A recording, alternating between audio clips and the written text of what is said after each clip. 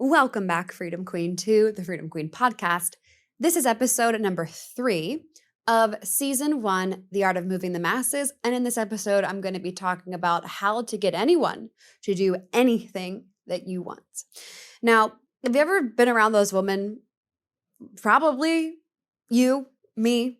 We are these women, okay, let's be real, that just get anything that they want, like anything. Like the parking spot, they got it.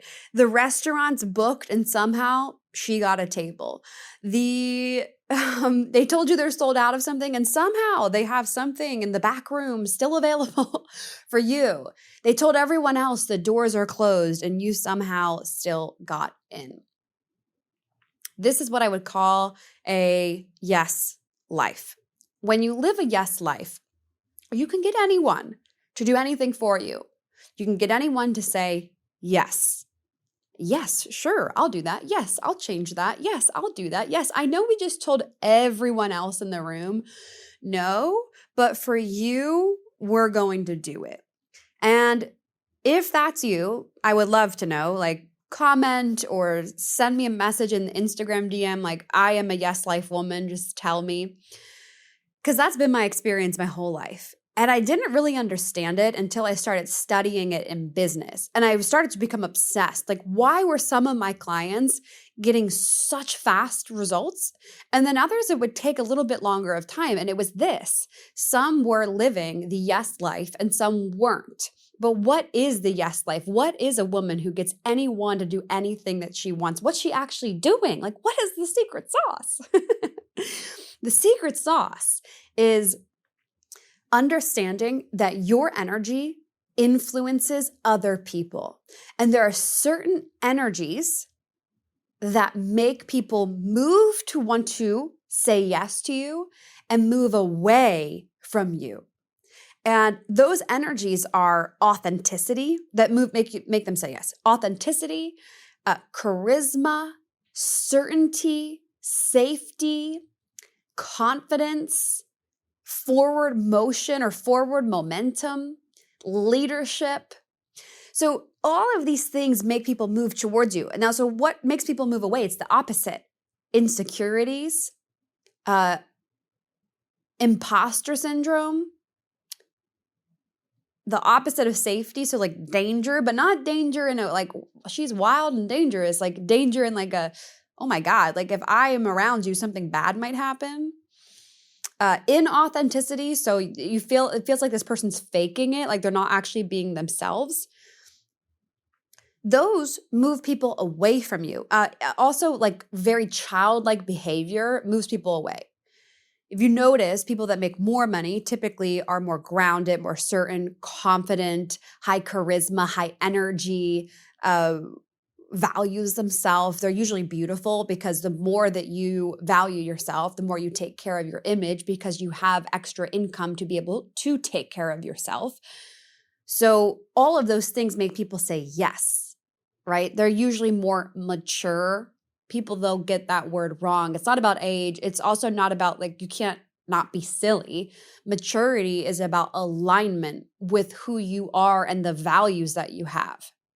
Immaturity is you're misaligned. It's like you would say someone's immature when they're trying to act a certain age, but they still have these values that don't match with that age. It's like, what are we doing here? Like that feels very immature. And now I don't trust you because you feel immature to me. So when you want to move people, you need to think about this certain energy that you are giving off to people. And when we're creating movements that people want to be a part of and call home and pay to be a part of, and they want to keep re-enrolling to work with you, whether it's coming to your event, getting your book, joining your membership, joining your high-level mentorship program, you want to think about these frequencies. And the way that you create those frequencies is absolutely by what traditional business coaches will tell you, right? You need to have value in the marketplace. You need to teach people stuff that they want to learn. You need to have content that tells stories about how you're the authority in what you teach. You need to have proof that makes people look at you and say, oh, she has other she's helped other people, of course she can help me, right? That creates certainty because all of these things, what they do is they just back those feelings. Do you understand what I'm saying? Like these are the feelings, we're just backing them with storytelling. We're backing them with social proof. We're backing them with value in the marketplace. All we're doing is backing those feelings though. Now, what's really interesting is some people don't even use those things because they use nonverbal cues in order to get you to say yes. So some of those nonverbal cues are beauty. Beauty is a great cue to influence people. This is why, again, people that are more attractive typically make more or get more opportunities. So beauty. Confidence is also a nonverbal cue because confidence is something that's felt. It's something that you can feel in someone's frequency and you see it through, number 3, body language. So body language is also a nonverbal cue that makes you know whether or not that person is safe, grounded, confident, secure, authentic. You can tell when someone's being inauthentic with their movements. They're like really weird. And all of a sudden you're like, I don't know if I trust them. There's also different body language cues that like it changes. So I know, for example, I like to study my own body language and what I'm attracted to from other people. There are certain cues that I used to be moved by. I'm not moved by that body language doesn't move me anymore. I'm no longer attracted to that. I'm actually like, I don't really like that anymore. Right? A great example of this is sometimes when people start their business and they're more immature, they use body language as like, my God, everything's crazy. And then you notice as their business evolves, they get a little bit more like, hi, welcome, hello. They're grounded, right? So the body language even evolves. So in your business, you are always looking and trying to back those energetics I talked about: confidence, authenticity, maturity, security, safety, certainty. You're trying to back all of that, leadership, wild, this person's going somewhere type of feeling. You're trying to back that, and people try to back it with messaging, proof, all of that stuff. Now that's great. That's awesome. The problem though with that is that once people get into your world and they see that you're actually not a yes life woman, you're not actually grounded in your power, what happens is you lose trust with people. And over time, it fizzles out because if you were learning the messaging and all of that from somebody else, but you're not actually that person, it translates. I see this a lot with people's content. I'll see them hire someone who I know the person, let's say they're a colleague of mine and they're very confident, but the person's trying to emulate the copywriting style or the photo shoot style or the style or the speaking style. And they're trying to emulate it, which emulation is not a bad thing. It's actually very helpful. But if they're not internally that person with the internal power and confidence and certainty in who they are, they're not going to move people. And I see it. Actually, yesterday I saw someone's post on Facebook where I thought, it feels flat. Like you can feel the person's power is like it's just, where's the power? I can tell you're just saying these things to try and sound sassy and secure and confident and all that stuff. You're not actually that person. And you can feel it. This is why people will do this confident, secure, I'm this great photo on social media. And it's not moving people because it's not authentic and it's not felt. This is so much of the work that I'm doing inside of our book club this year. It's like, how do you actually become that person? So what's the point of all this? You need to create those feelings within your audience. But in order to create those feelings within your audience and with your buyers, you need to feel that for yourself. And I'll tell you a story that I think will help you understand this concept. I have so many stories, so I'm just going to pick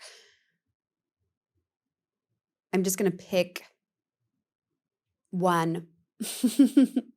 As I'm writing the book right now, I have like a Google Doc of everything in my book. And so I have all these different bits and stories that I like to tell of when I've moved people. So when I graduated from college, I wanted to move to New York City. And I'm going to tell you two stories because they're very helpful to give you two different contexts. It's very important. The context is important. When I graduated college, I wanted to move to New York City. So I was applying and auditioning for this job. And I remember I was doing all of the things that I teach inside of Freedom Queen and inside of the book club. And I remember going into the audition. I took the train up to New York City because I'm from Baltimore, Maryland, just outside of the city in the suburbs. And I was going to the audition. And I remember arriving at the place. I got there early. I was confident. Even though I was nervous, because by the way, you can still move people and be nervous. You don't have to remove nerves or doubt or fear in order to get people to do what you want. You can still be afraid and have questions about whether or not it will work. And I remember going into the audition room, and the other people that were auditioning, because by the way, I have a background in performance and building performing arts studios, in-person studios, businesses. I've always been obsessed with selling services and selling tickets and things like that. So in the audition, you're in this room and you have to teach, I think it was 4 counts of 8, or it might have been 8 counts of 8. It wasn't that long. And all the other people that were auditioning had to watch you. And what you were doing is you had to command the room. Now, this was a group of the upper tier middle school. So let's say 8th grade, middle schoolers. And if you know anything about middle schoolers, they sniff you out in a second. When I was a teacher in New York City, kids know this work more than anyone. They know frequency. They're the best at it. They can sniff out insecurity in a second. They're like, I'm not going to listen to you. So I walk in and I command the attention. There's 30 8th graders standing in front of me, and then all the other people that are auditioning, and then I'm at the front of the room. So I walk in and I explain to them what we're going to do. And I start teaching them, and I'm not really paying attention to, there's a couple of kids I remember in the back corners who obviously didn't want to be there. And then you have the kids in the front that really wanted to be there. They're your star students. And I'm not paying attention to how they're not into it. I'm mostly paying attention to omitting a frequency that commands attention and says, you can trust me, I can lead you, and you want to learn this, right? So notice how it's a lot about them. You can trust me. You can trust me. I'm doing this for you. I can lead you. I'm here to lead you. This routine that we're about to do is for you. When you want to move people, they need to feel this is so good. They need to feel if I do this thing, it's going to change my life. Because people are magnets to things that improve them. They're not magnets to things that decrease their identity or make them look bad. People will move away, right? A great example of this is if Walmart reached out to you to partner with you, you'd be like, no, I don't want to do that. If Dior reached out to you to partner with you, you'd say yes, because one increases your identity, the other moves you away from who you want to be, unless for some reason you want to partner with Walmart. Then it would increase. So whenever you do something, you need to ask yourself, is this bringing them closer to who they want to be, or is it moving them away from who they want to be? Because people will always associate with people and do things for people that move them towards the identity they want to have. So you need to think about what's the identity that they want to have. So I didn't come in there and do this very sophisticated ballet routine that I knew they wouldn't like. I didn't come in there and do this childish dance that I also knew they wouldn't like. I went in there confident, clear that this routine is going to be good for you. And I did a routine that I knew would target most of the performers in the room. Like this was a routine that they would all find value in. It's like, oh, I want to do that movement. The movement wasn't weird. It wasn't out of the ordinary. It wasn't something that would embarrass them. Like these were things that if they did this, they would look cool. That's something that they would value as 8th graders. Like, I want to look cool. I want to be a part of this thing. And I knew that. So I did the routine. I even corrected some of the people in the room who weren't paying attention. So I also showcased my authority. Like, I'm in charge. Okay. You need to follow me because I'm teaching you something right now. And I showed that also through what I talked about before, my body language, my tonality. I was definitely afraid inside because I really wanted this. There was a lot of pressure on myself, but I showed up and did the thing anyways. And as a result of that, I finished it. I walked out. It definitely wasn't like the best thing that I could have ever done, but it was great. And I walked out, and I'll never forget, I went back to the room with the other people that were auditioning. And one of the women said to me, she said, "You're going to go really far because you've got it. You've got it." And I was like, writing that down. Like, I treat my whole life like it's in one big book. I'm like, okay, interesting. What is it? And then I went on this whole self-discovery of finding out what it means. And this is Freedom Queen. And so I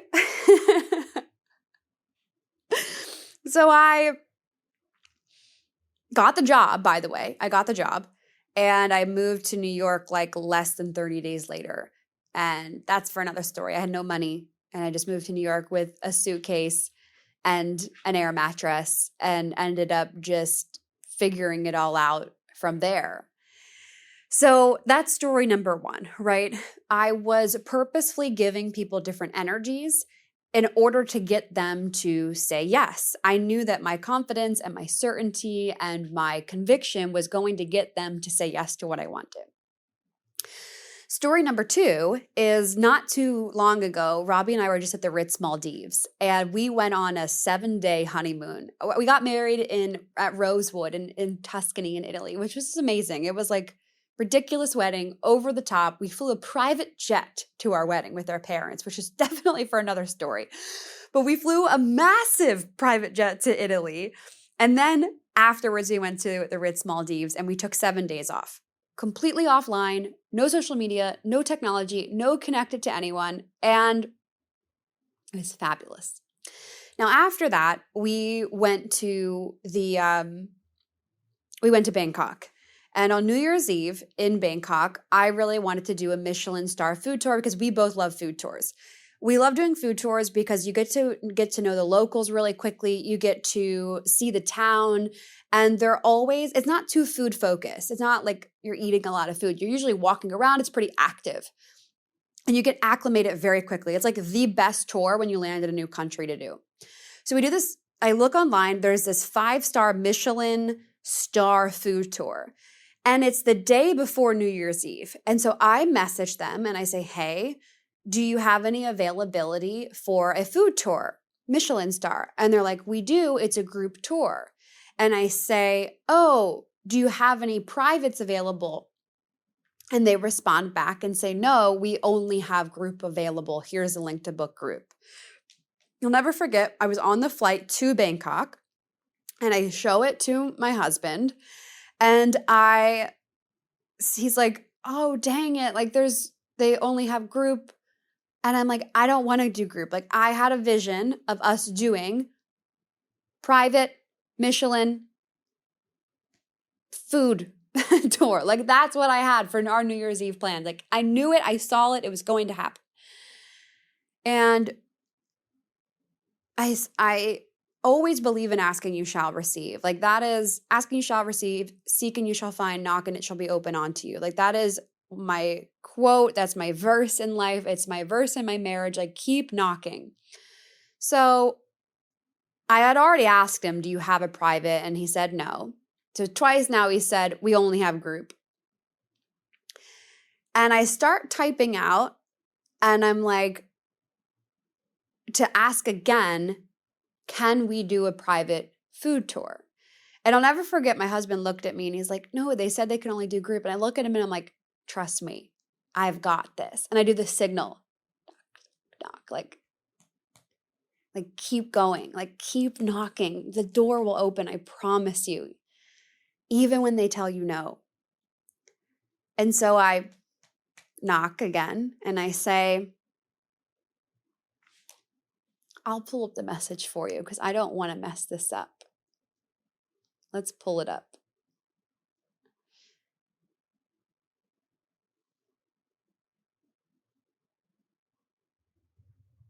Watch, I can't find it or something. Watch, it's like gone. Okay, here it is. Oh. Okay. I say, is it possible to get a private? And then I justify. Now, when you're wanting to get anyone to do anything that you want, when you justify or use words like because, or you give people an explanation as to why you're asking or requesting that thing, they are way more likely to comply. Because when you're justifying it, it makes people think, well, I don't want to be the person that told you no. When you just come at a demand with people, like the first question, I'm coming at them with a demand. This is what I want. Can you do this? No. You're usually met with a resistance, like, no. The second time, I take a different approach and I say, is it possible to get a private? The reason I'm asking is because it's our honeymoon. If not, we can do the group. And within 4 minutes later, they reply and they say, let me check, which they had already checked. Let me check. For the private, the cost is this per person. So they tell me the price. And then a minute later, they say, yes, now we can confirm private Michelin for you dinner. Here's a link to confirm. And I look over at Ravi and I'm like, knock, knock, knock. Like, yes, ask and you shall receive, seek and you shall find, knock and it shall be opened unto you. But one of the big pieces about that verse and what's so important about getting anyone to do anything that you want and getting anything that you want in life, whether it's a sale, or whether it's people liking your post, whether it's a client upgrading, is to, number one, believe that it is going to happen. Yes, believe that it is going to happen is in fact a very effective strategy. Because when you believe it's going to happen, you are going to take the action that is backing that belief.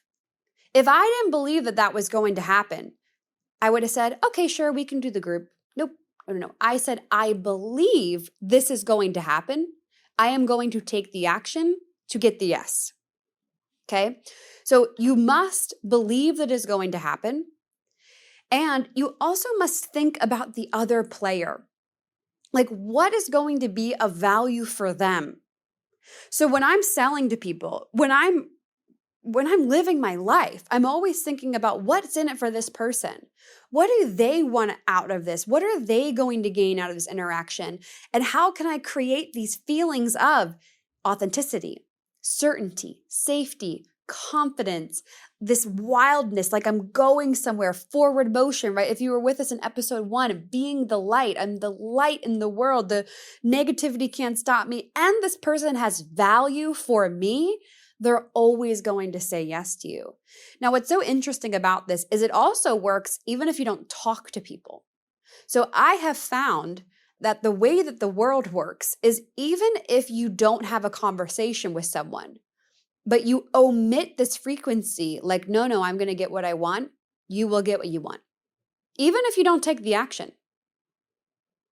I have so many stories like that where I didn't take any action.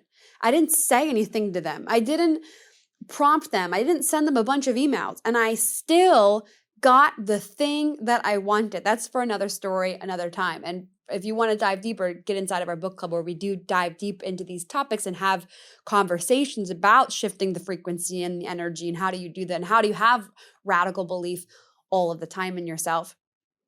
So again, if you want to move the world and get anyone to do anything that you want, you must first think about the energies that you are instilling inside of your audience. What are you making them feel? 2, What is the value that they are going to get out of this? Like, what's in it for them? And 3, are you helping them move towards the identity that they want to have, or are you moving them away from who they want to be?